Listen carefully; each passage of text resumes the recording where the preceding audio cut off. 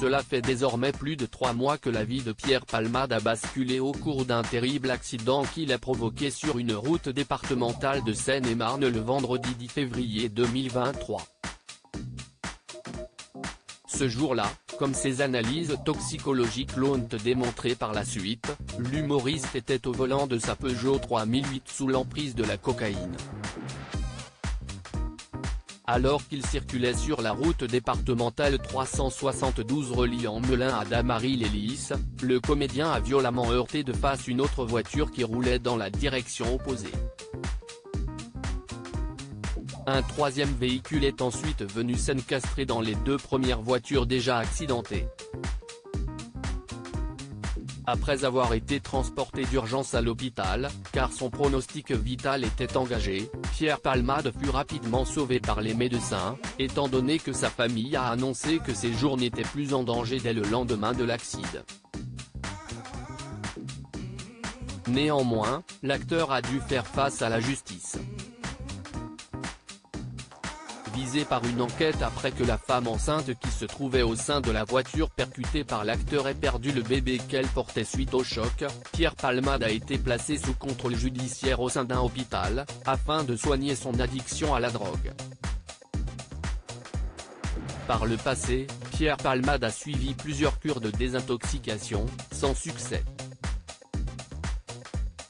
Cependant, suite à cet accident, il serait cette fois-ci déterminé à guérir.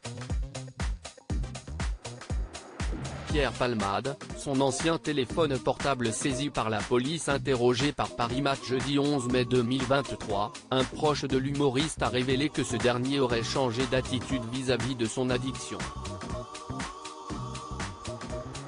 Alors qu'il s'était posé en victime de la drogue, la vie, la maladie juste après l'accident, il exprimerait désormais le ressenti de quelqu'un qui doit réparer quelque chose.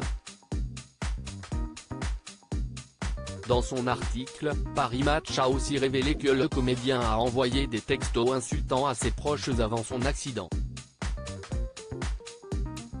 Son ancien téléphone portable, celui qui lui permettait de commander des substances illicites, d'inviter des escort boys chez lui ou d'envoyer des SMS d'insultes à ses proches quand il était dans un état second, a été saisi par la police lors de la perquisition à son domicile de Célie-en-Bière le 12 février, a souligné le magazine.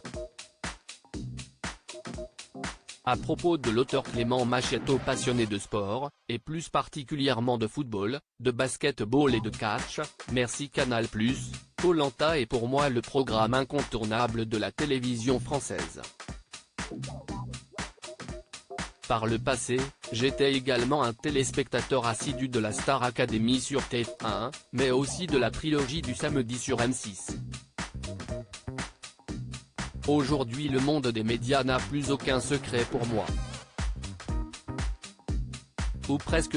Ces derniers articles et Elisabeth II, ce conseil inestimable donné à Sarah Ferguson avant sa mort. Maïté Nabi Rabene millionnaire, ce qu'elle compte faire du jackpot qu'elle va toucher. Gérald Darmanin, rebondissement de taille après la garde à vue de sa nièce et de son ex-amant GE.